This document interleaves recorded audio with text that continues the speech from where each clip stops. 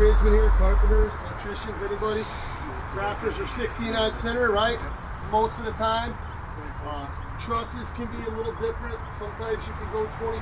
But what are we going to do when we get up there? We're going to sound the roof. We're going to get up on there and sound it and figure out where the rafters are, and then what? We're going to try to cut inside, right? So the number of cuts you make vary. Some people, if they get lucky, they'll go ahead and they'll make 4 cuts, 4 good solid cuts, beautiful. And then they'll make a corner cut here so they can get the hook in and they can pull this piece off. However, the construction guys will tell you they'll use ring nails, right? Anybody know what a ring nail looks like? This is an exaggerated version, but essentially it's got the top that you strike with the hammer, and then as the shank sinks into the roofing material, it's got these little barbs that catch all the way down. That's to prevent it from pulling back out, all right? They'll put these, 6, 8, 10 inches on the rafter. So what happens is now, if we happen to catch more than one rafter and we go to pull, what happens? Struggle, right? We're really struggling to get this off. So we're on our roof ladder, we take the Halligan, sink it. Gives us a good foothold. 1 foot stays on the roof ladder, 1 foot's over here. We'll go ahead and make our first cut.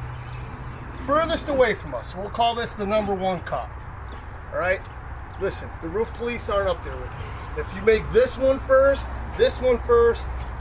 nobody's gonna care. We prefer you to start as far away as possible. All right? Now, if you notice the way I started this one and then I start this one, what do I do here? Overlap those cuts, right? There's not a crappier feeling than to go ahead and get ready to pull that or smash it and lever it up, and what happens? It's still hooked because we didn't cut it. So take an extra second and a good 3-4 inch overlap right here. So we'll go across the top.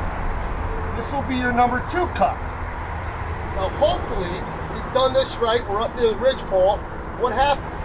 We got the window in this way, the smoke starts billowing out of this little cut we made. It goes up, away from us. Perfect. So now here's where the debate begins.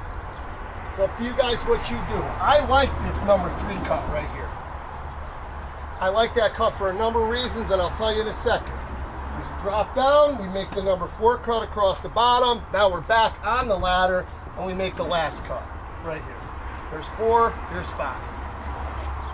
Now, instead of trying to pull this off, I come to the inside and hammer it, and it's gonna go ahead and lever up.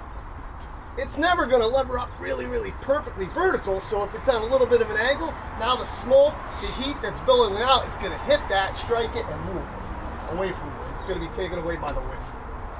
It's pretty basic, it's what we've all been taught. So that's essentially your roof cuts, right? So let's go over here and talk about some of the normal stuff that we're gonna worry about. Residential buildings, right?